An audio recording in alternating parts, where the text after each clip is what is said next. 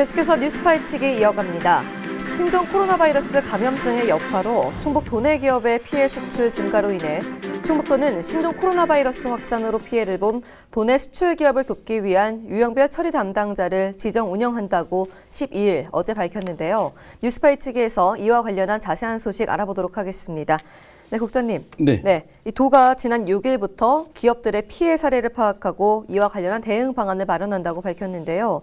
현재 코로나 바이러스로 인한 기업들의 피해도 만만치 않은 상황이죠. 네, 그렇습니다. 이제 우리나라뿐만 아니라 전 세계적으로 경제 성장률이 급격히 떨어질 것으로 우려되고 있고, 우리나라의 경제 성장률이 0.5%포인트까지 떨어진다고 하는데요. 네. 굉장히 큰 피해가 예상되고 있습니다.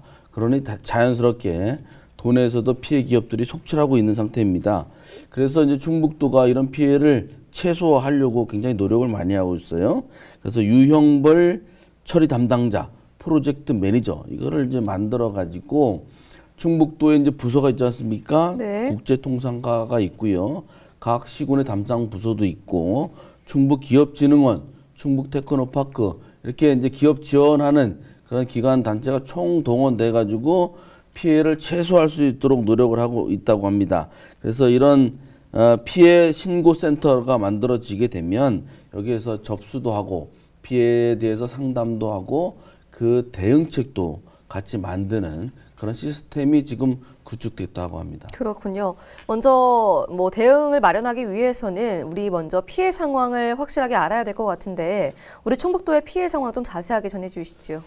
네, 충북 지역 그러니까 신종 코로나 피해 센터에 접수된 지금까지 도내 피해 기업이 한 35곳 정도 되고 피해액도 굉장히 늘고 있습니다. 네. 근데 이게 갈수록 늘고 있습니다. 25곳에서 35곳이 됐고 기존에 한 70억 원 정도 됐다고 하는데 제가 볼 때 여기 피해액은 신고한 업체도 있지만 신고 안 한 업체도 있기 때문에 그렇죠. 피해 금액은 사실상 금액으로 따질 수 없을 정도로 상당히 많을 것으로 예상이 됩니다.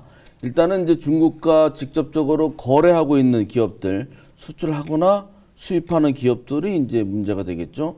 수출문이 닫혔고 수입할 수도 없어요. 네. 그렇기 때문에 이게 지금 교류 자체가 안 되기 때문에 상당히 심각한 상태이고, 그다음에 인적 교류도 안 되기 때문에 피해가 얼마나 더 지속될지도 사실 굉장히 어려운 상황이에요. 네. 왜냐하면 중국에서 부품을 받아서 제조해서 다시 수출하는 기업들이 많기 때문이고, 또 수출하는 기업, 이런 기업들은 수출을 해야 되는데 당장 선적이 된다 한들 그 선적에서 거기에서 그걸 받아가지고 운반을 그렇죠. 그런 체계가 지금 무너진 상태이기 때문에 상당히 심각한 상태입니다. 네, 먼저 이 업종별로 살펴볼 필요가 있을 텐데요. 이 해외 기업들의 좀 의존도가 높은 업종들이 아무래도 피해가 가장 클 것 같은데 어떤 업종들이 있습니까? 네, 불행히도 지금 안타깝게도 화장품 관련 업체들이 충북에 있는 업체들이 중국에 많이 진출해 있거든요. 그렇죠. 이 업체들이 지금 가장 큰 피해를 입고 있는 것 같아요.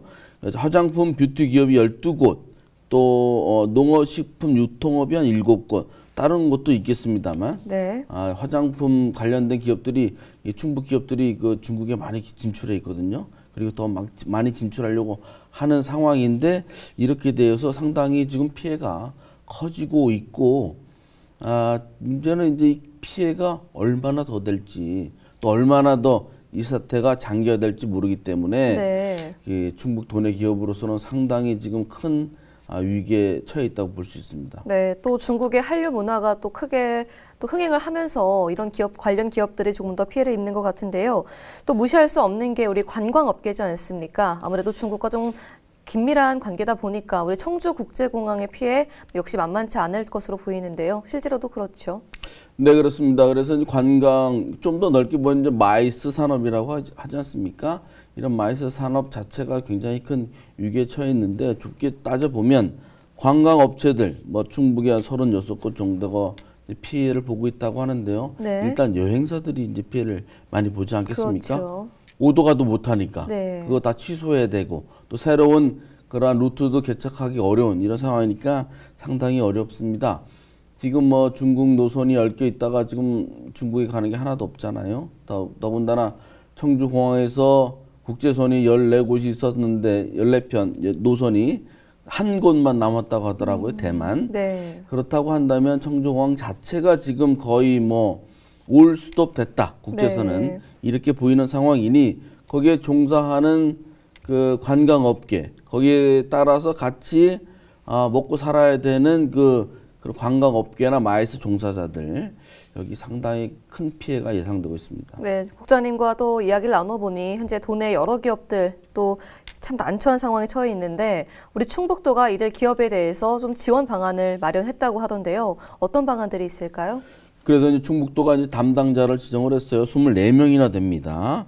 그리고 중소기업 육성 자금, 뭐 경영 안정 특별 자금 50억 원도 지원을 하고, 네. 특히 또 우한 교민이 살고 있는 진천 음성 지역에도 이제 특별 자금 50억 원을 또 지원하잖아요. 그러니까 많이 이제 지원을 하고 있습니다만 피해액을 다 이렇게 메꿀 만큼 그 업체가 버틸 수 있을 만큼인지 이거는 조금 더 지켜봐야 될 것 같아요. 왜냐면은 지금 이제 신고를 안 한 업체들도 이제 상당히 많이 있고, 네. 1차 피해가 있으면 거기에 같이 이제 협업하는 업체들도 있지 않습니까? 그렇죠. 그 협업하는 업체들의 2차 피해도 예상되기 때문에 이게 과연 어떻게 될 것인지 상당히 좀 걱정스럽고요.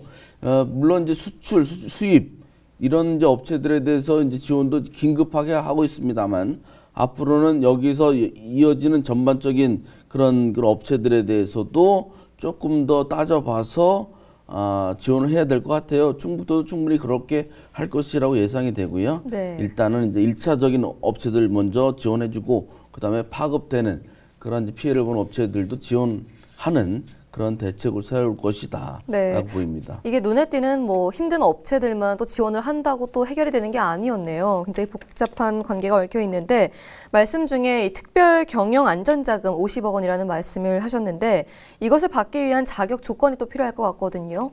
어떻게 될지요? 일단은 이제 뭐 당장 이제 신종 코로나 바이러스로 인해서 수출선이 끊기거나 뭐 이렇게 해서 피해를 본 그래서 계약이 취소될 수도 있잖아요. 네. 납품이 지연될 수도 있고 거래처가 바뀔 수도 있고 이런 기업들 대상으로 이제 지원합니다.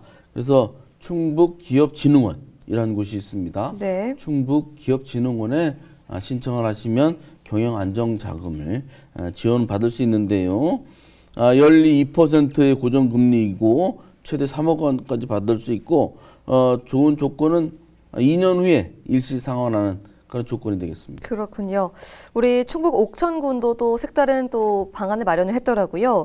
이 신종 코로나 바이러스 감염증 여파로 위축된 지역 경제를 살리기 위해서 공무원 외식의 날을 따로 확대 방안한다고 하던데 이거는 어디서 좀 이유를 찾을 수 있을까요?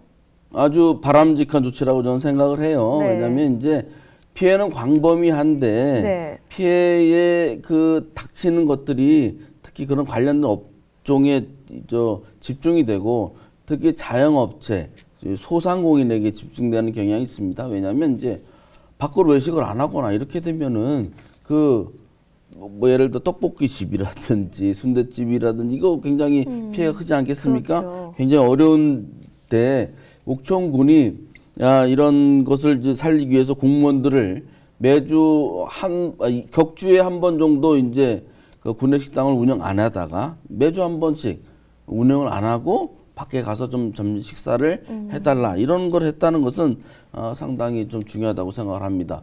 옥천군 공무원이나 뭐 관련된 사람들이 350명이나 된다니까 그분들이 일주일에 한 번이라도 밖에 나가서 지역 소상공인들 업체에 가서 식사를 하시면 좀 지역 경제 활성화에 적지 않게 큰 도움이 될 거라고 봅니다. 네, 소상공인들, 기업도 힘든데 또 소상공인들은 얼마나 힘들겠습니까? 참 좋은 방안인 것 같고요. 또 이와 관련해서 또 이제 개학이 다가오지 않습니까? 3월이 또 다가오고 있는데 문제는 이 대학마다 중국인 학생 수가 만만치 않거든요. 이 학생들에 대한 대책 마련도 또 나왔다고 하던데 좀 개학이 연기가 된 것으로 알고 있는데요. 맞습니까?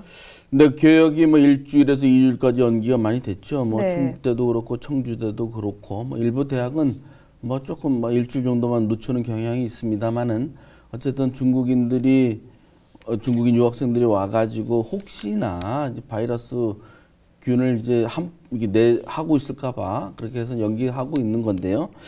그런 이제 피해를 이제 막기 위해서 그렇게 하는 것은 어쩔 수 없는 조치라고 이제 보여집니다. 네. 뭐 또한 또 졸업식도 안 하고 입학식도 안 할 테고 그렇죠. 그렇기 때문에 상당히 위축된 경우가 이제 많이 발생할 것이라고 생각이 되는데 중국인 유학생들이 이제 그분들 입장에서는 상당히 좀 불편할 수도 있고 불쾌할 수도 있습니다만 좀 이해할 것이라고 보고요. 네. 특히 이제 늦게 오는 것도 중요하지만 그 따로 좀 격리해서 이렇게 한 14일 정도 그렇죠. 이렇게 둔다 이렇게 같이 거기 따로 살 수 있도록 이렇게 한다고 하는데 불가피한 조치라고 이해가 됩니다. 네, 또 학교 관계자들이 중국인 학생들에게 따로 연락을 해서 중국 내에서의 또 이동 경로도 또 파악을 하고 있다고 하더라고요. 네, 부디 큰 피해가 없었으면 좋겠습니다. 네, 이 코로나 감염증의 여파로 도내 기업들의 경제도 현재 위기를 맞고 있는 상황인데요. 도는 피해 상황을 면밀히 점검해서 중소기업의 경제 위기를 극복하고 또 안정적인 경영을 유지할 수 있도록 맞춤형 기업 지원 시책을 추진해야 될 것 같습니다. 오늘 뉴스 파헤치기는 여기서 마무리하겠습니다. 오늘 도움 말씀 주신 안태희 국장님 고맙습니다. 네, 감사합니다.